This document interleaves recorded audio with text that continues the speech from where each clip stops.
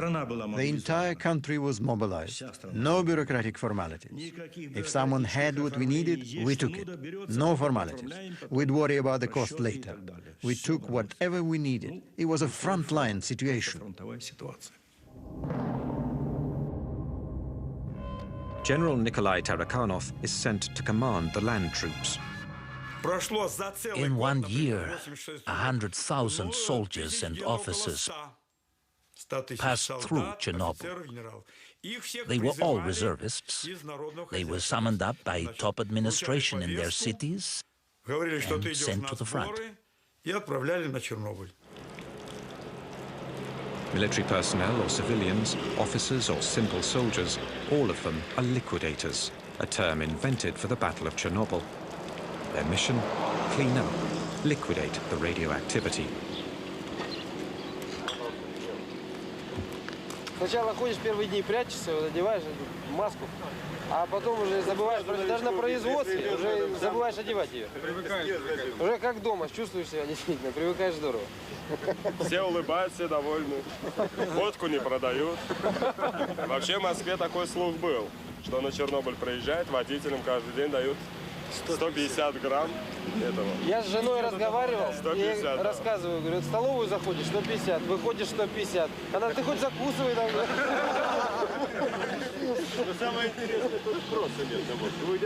Igor Kostin was one of 5 war reporters authorized by the Kremlin to cover the battle. A first in a country that kept everything hidden. 3 of his colleagues are now dead. There were no titles, no ministers, generals or soldiers.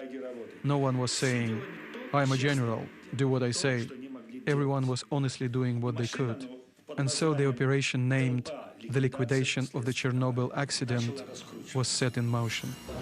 100,000 troops, as well as 400,000 civilians, workers, engineers, nurses, doctors and scientists from every Soviet republic passed through Chernobyl. The Soviet Union is waging its last major battle. 500,000 people. The troops in Chernobyl were bigger than Napoleon's, but our army got contaminated. From the sky, helicopters dropped tons of a sticky liquid dubbed Berber, a mixture that coagulates and plasters the radioactive dust to the ground.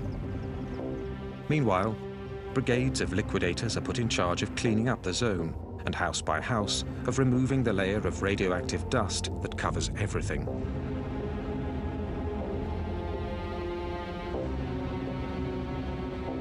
Создавались специальные бригады охотников. Special hunting squads were formed.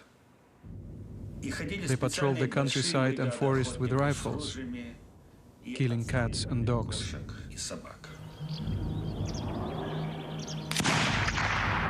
All the animals have to be killed because when they wandered through the highly contaminated zones, their fur soaked up the radioactivity.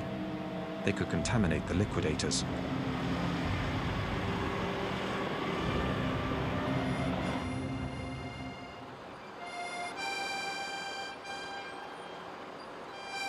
The last villages with people still remaining in the zone are evacuated. The houses are knocked down one by one and buried.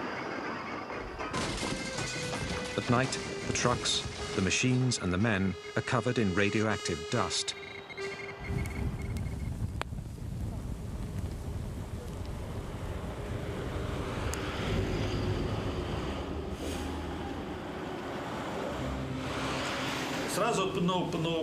We would wash 5 or 6 times in the shower.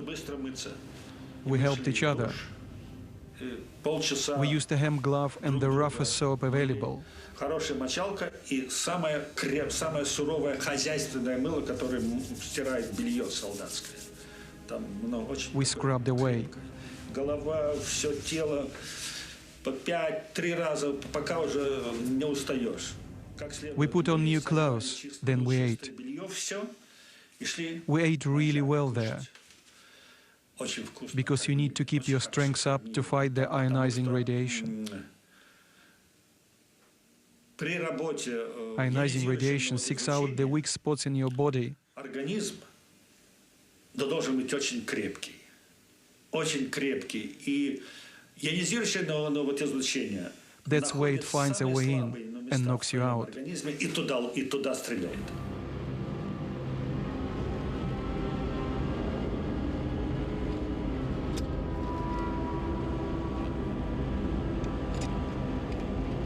Around the plant, a colossal operation is set in motion.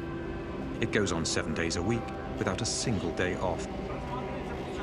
300,000 cubic meters of contaminated earth are bulldozed into huge ditches and covered over with cement.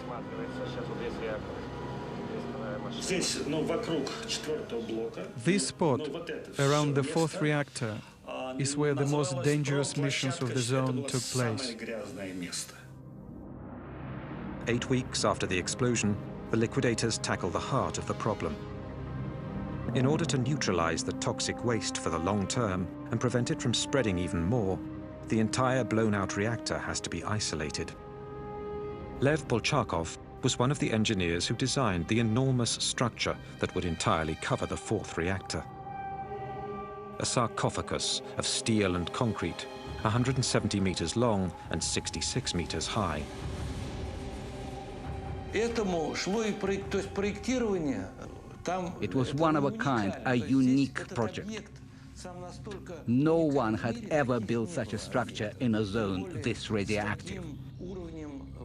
You could only work a few minutes at a time. That had never been done before.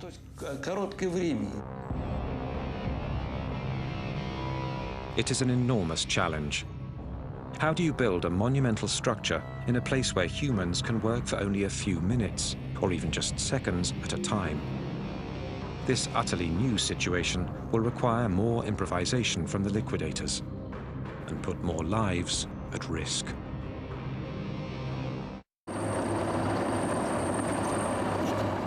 It has now been more than 12 weeks since the initial blast at block number 4 of the Chernobyl nuclear power plant. To stop the deadly contamination, the final attack is launched.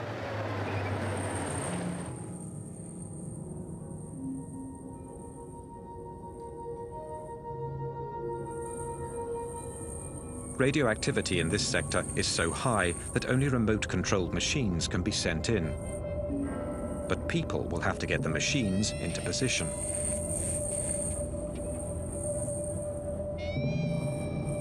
Workers can only stay a few minutes without receiving a fatal dose of radiation. With each second, their lives are more and more threatened.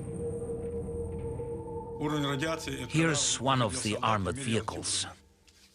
It looks primitive, but we had to build them ourselves. We lined the cabs entirely with lead to protect our soldiers from the radiation as best we could.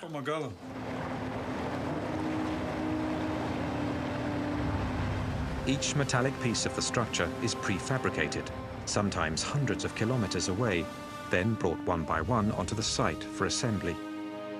An extraordinary jigsaw puzzle. Beams 150 tons and 70 meters long. Buttresses 45 meters high. That's the Dimak 4000.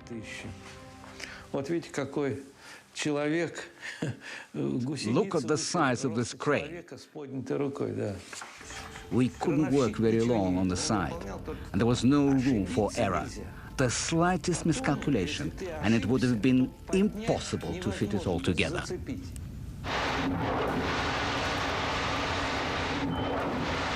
Despite the extreme conditions, work progresses.